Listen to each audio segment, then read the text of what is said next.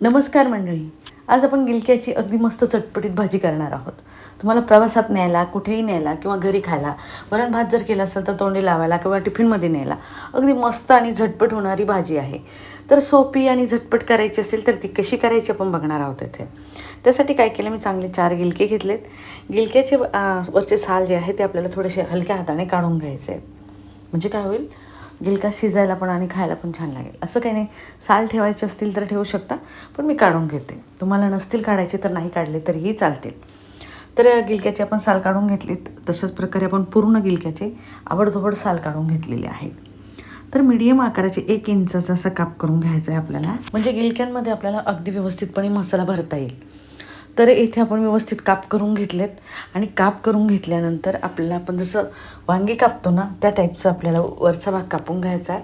मिरचीचा भाग कापतो तसा कापून घ्यायचा आहे. म्हणजे काय होईल, त्यामध्ये मसाला भरून आपल्याला स्टफ करून भाजी करता येईल त्याची. तर तुम्ही इथे बघू शकता, अशा प्रकारे मी कापून घेतलं आहे. आणि कापून घेतल्यानंतर इथे पूर्ण तयार करून घेतलेत गिलके. आणि नंतर घ्यायचा आहे आपल्याला मसाला. तर चांगला 3 चमचे मी शेंगदाण्याचा भाजलेला कूट घेतला आहे. त्यामध्ये नंतर थोडासा कोथिंबीर पण घातला आहे आणि लसणाची पेस्ट घालायची आवडधोड कुटलेली. आणि 1 चमचा लाल मिर्च पावडर घालायची. त्यामध्ये चवीनुसार तुम्ही लाल मिर्च पावडर घालू शकता. थोडीशी हळद घालायची आहे. आणि नंतर घालायचा आहे आपला घरगुती गरम मसाला. याची लिंक मी तुम्हाला डिस्क्रिप्शन बॉक्समध्ये दिलेली आहे. हा मसाला तुम्ही नक्कीच ट्राय करून बघा. तुमच्या भाज्या म्हणजे कुठल्याही भाजीला तुम्ही तो मसाला वापरू शकता. चवीनुसार मीठ पण घातलं आहे आणि व्यवस्थित आपण इथे मिक्स करून घेतलं आहे. पाणी घालून आपल्याला थोडंसं मिक्स करून घ्यायचं आहे. आणि मसाला जो आहे तो अगदी व्यवस्थितपणे आपल्याला स्टफ करायचा आहे त्यामध्ये, म्हणजे छान लागेल. आपले जे गिलके आहे ना, दोडके म्हणतो आपण, पारसे दोडके म्हणतो त्याला, ते छान लागतील. नाहीतर काय होतं, बरेच जण घरातले बरेच मेंबर पारसे दोडके म्हटलं की अजिबात भाजी खात नाही आहे. पण तुम्ही अशा पद्धतीने जर केली ना, त्याची चव पण छान लागेल आणि मुलंसुद्धा आवडीने खातील, सगळेच खातील. तर हे झालं आपला मसाला स्टफ करून, म्हणजे भरून झाला आहे. तर आता करायची पुढची तयारी. तर कढईमध्ये मी चांगलं 1.5 चमचा तेल घेतलं आहे. तेल घेतल्यानंतर तेल आपल्याला चांगलं गरम होऊ द्यायचं आहे. तर गरम झालेल्या तेलामध्ये आपल्याला मोहरी घालायची 1/2 चमचा आणि जिरं घालायचं आहे 1/2 चमचा. म्हणजे थोडं जिरं आणि मोहरी घालायची आहे. थोडीशी हळद घालायची, कारण ऑलरेडी आपण हळद घातलेली आहे, पण फोडणीला घातली मी, छान लागतं. नंतर आपले गिलके टाकून घ्यायचे, म्हणजे दोडके टाकून घ्यायचे आहेत. आणि व्यवस्थित तेलामध्ये आपल्याला त्याला फ्राय करून घ्यायचं आहे. मीडियम गॅसवरती फ्राय करून घ्या, म्हणजे काय होईल, तुमची भाजी करपणार पण नाही आणि गिलके पण जळणार नाही, म्हणजे करपणार नाही आहेत.